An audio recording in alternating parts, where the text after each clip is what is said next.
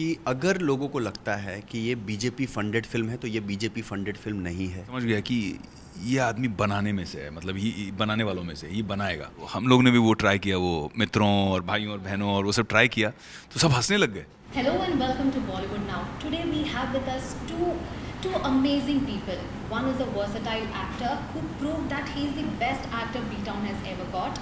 And the next is a man who is getting an inspirational story on screen. Yes, we have Vivek Oberoi and Sandeep Singh here. Welcome to Bollywood. Thank you so much. That's such a kind introduction. Thank you. Very touched. Now, before getting into this PM Narendra Modi zone, let me congratulate you for Lucifer. OMG, what an amazing response that film is getting down south. How are you feeling about it? Thank you. I mean, it's always an amazing feeling working with stalwarts like Lalaton,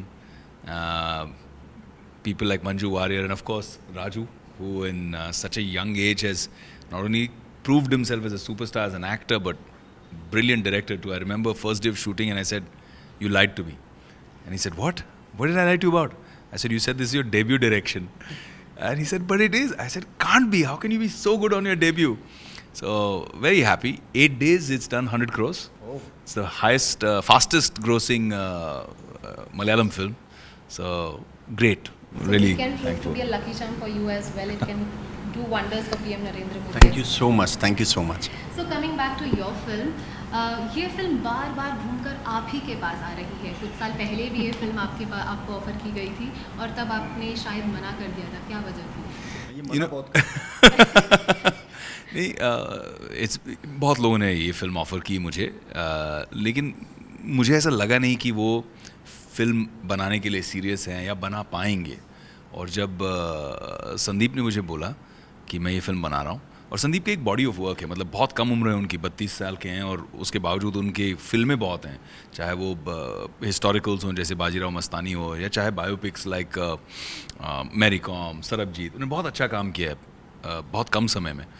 तो when he offered me the film, मुझे समझ गया कि ये आदमी बनाने में से है, मतलब ये बनाने वालों में से ये बनाएगा।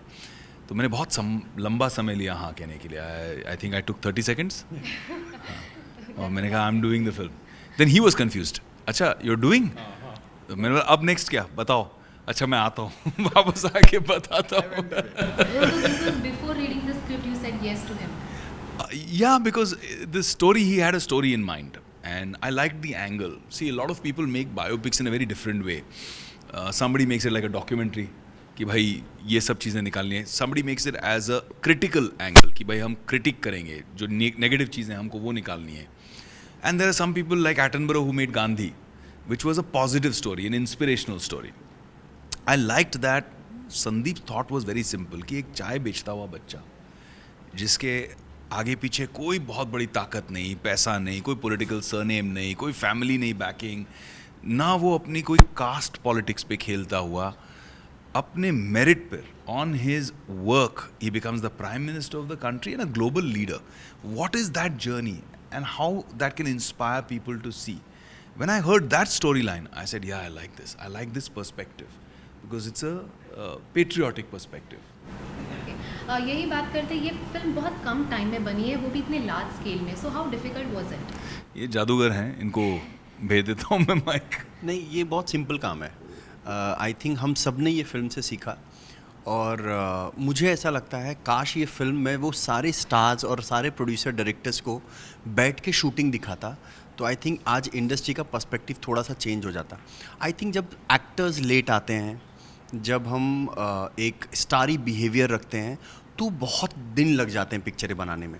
अगर आपकी प्लानिंग अच्छी है, आपका स्क्रिप्ट क्लियर है, आपके थॉट्स क्लियर हैं, आपके जितने भी HODs हैं, जितने असिस्टेंट्स हैं, वो अगर आपका साथ दे रहे हैं, सबसे बढ़ के अगर आपका एक्टर आपके साथ है. जैसे ये भाई साहब 2 बजे उठते थे रात को, मेकअप करते थे. अगर 7 बजे की शिफ्ट है तो 7 बजे, 8 बजे की शिफ्ट है तो 8 बजे.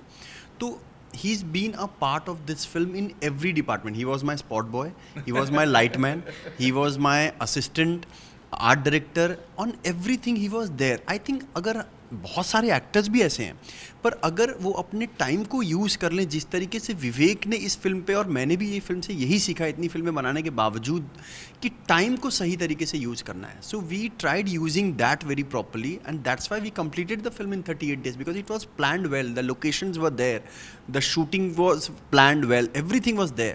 So that's why we completed and that's how the money was saved, that's how time was saved. विवेक के अलावा कोई और एक्टर आपके दिमाग में था इस कैरेक्टर? भगवान की दया है कि कोई नहीं था. कि अगर होता तो मुझे नहीं लगता कि आज इस वक्त मैं यहाँ पे इंटरव्यू देता होता और पिक्चर रिलीज होती. क्योंकि क्या होता है, एक एक्टर जब आपको उम्मीद पे लटका देता है ना, तो आप फिल्म कभी नहीं बना पाते, फिर आप उम्मीद पे रह जाते हो.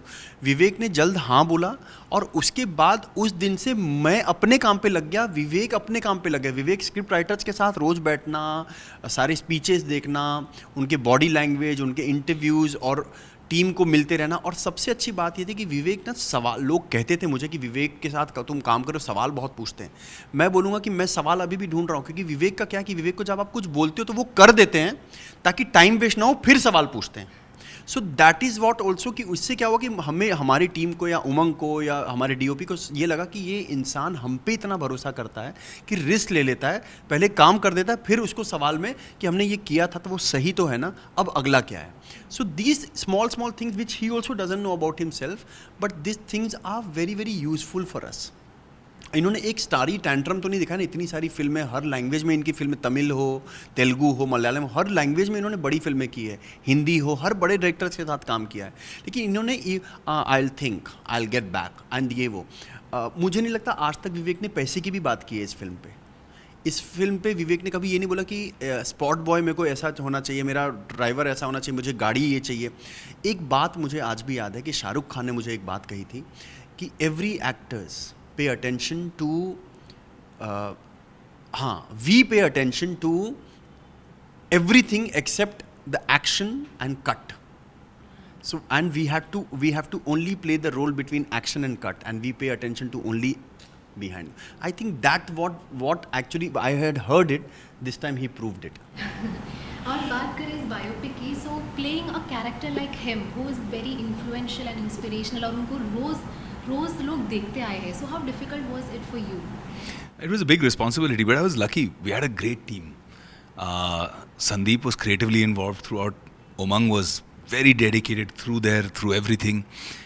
Sunita, the DOP, was there, and something amazing happened. You know, I've done so many films. So when you go to a set, you meet somebody or the other, and जिसके साथ आपने पहले भी काम किया हो. So this time I was quite shocked because there were all these new faces. And I asked them, "Acha, what have you done before?" "Sir, first film." "Acha, what have you done before?" "First film." And I thought, 25-30 बच्चे हैं set पे, and all of them first film, and all of them average age at 22, 23. So I asked Sandeep, I said, ये क्या चक्कर है? And he said, "Sir, ये इसीलिए है because their dedication, their commitment, their energy to make the film will be unquestioned. वो अपना दिमाग नहीं दौड़ाएंगे, वो फॉलो करेंगे एंड टीम स्पिरिट में खेलेंगे." And it was amazingly true, and kudos to him as a captain for that, because चाहे हम -20 में शूटिंग कर रहे थे या चाहे हम 45 डिग्रीज की गर्मी में कच्छ में शूट कर रहे थे, the most amazing thing that I am very proud of is not a single member of the team quit. कोई बच्चा ये बोल के चला नहीं गया कि मेरा हो गया भाई, मैं जा रहा हूँ. और कोई इस फिल्म में पैसों के लिए नहीं है. दे ऑल न्यू बच्चा, they all getting stipends. But despite that, the dedication that they came up with, my performance also, there's a contribution of so many people, Sandeep, Umang, our writers, our DOP, but even these assistants who used to come up to me and say, "Sir, ये word ना वो ऐसे बोलते हैं, ज़रा सुन लीजिए." That also touched me, and I like to receive that. I like to be open enough to accept that. आपने इस फिल्म में PM नरेंद्र मोदी को हूबहू ये पोर्ट्रे किया है, या आपने सिर्फ उसको एज एन इंस्पिरेशनल फिगर रखा? यार शुरू में हमने जब पहला टेस्ट किया तो हम लोग ने भी वो ट्राई किया, वो मित्रों और भाइयों और बहनों और वो सब ट्राई किया, तो सब हंसने लग गए. And then we were worried कि यार ये तो गड़बड़ हो जाएगी, ऐसा लगेगा कि हम मिमिक्री कर रहे हैं नरेंद्र भाई की.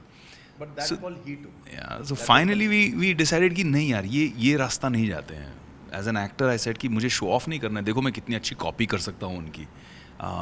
मुझे उनके इंस्पिरेशनल मोमेंट्स को किसी तरह स्क्रीन पर लाना है और आंखों में वो बात लानी है और दर्शाना है. And they supported me through that.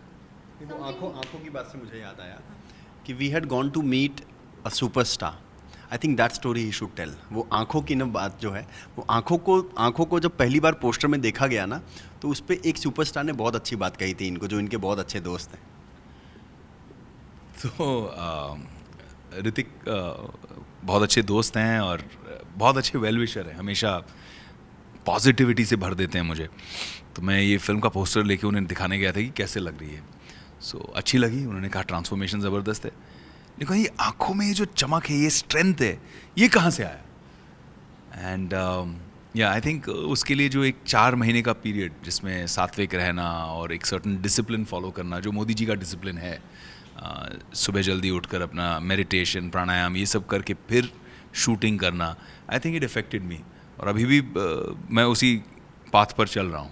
So you're still following the same routine? Yeah, I'm still following the same routine, and I feel it's brought 2 things to me: discipline, calm, composure, and the second thing is it's giving me a different kind of energy because अभी नवरात्रि चल रहे हैं और ये शायद मेरा 5वां दिन है, मुझे याद भी नहीं है फास्ट का, और फास्ट का 5वां दिन है, लेकिन आई एम वेरी कंफर्टेबल, मैं एंजॉय कर रहा हूँ अपने आप को। हाँ, बस मुझे डर है एज अ प्रोड्यूसर कि मैंने डिसाइड किया हुआ है कुछ, और मुझे डर है कि कहीं ये धीरे धीरे साधु ना बन जाए क्योंकि पहले हफ्ते में एक बार ये उपवास रखते थे, अब रोज़ रखना शुरू कर दिया इन्होंने।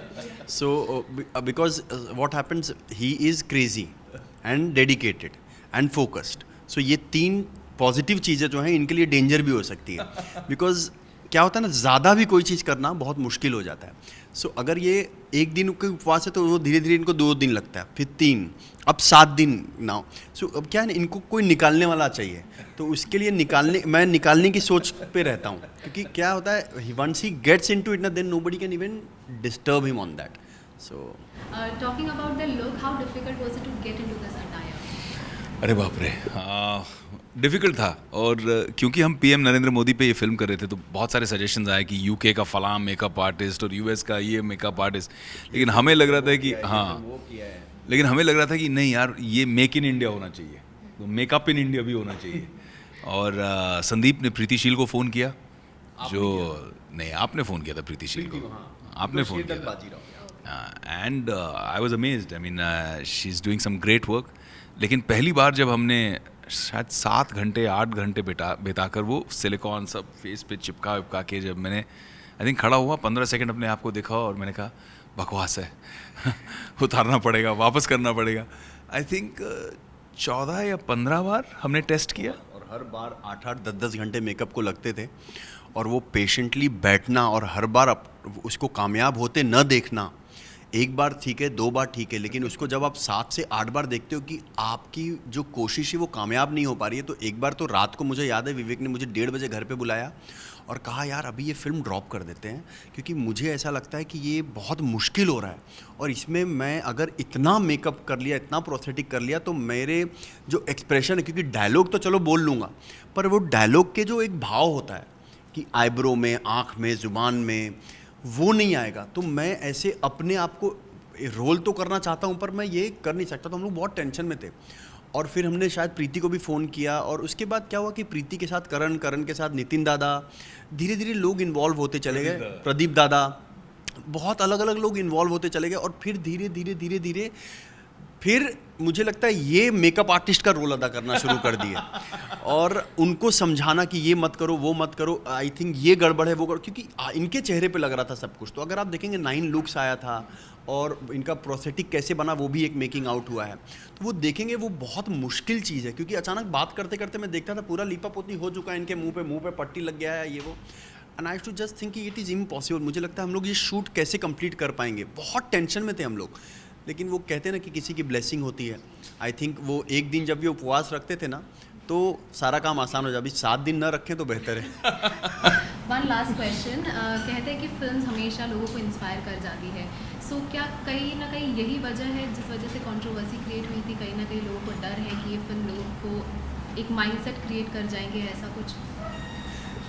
And it is because right before the election, so एक माइंडसेट बन जाए। मैं पहले तो ये क्लियर कर दूं कि अगर लोगों को लगता है कि ये बीजेपी फंडेड फिल्म है, तो ये बीजेपी फंडेड फिल्म नहीं है।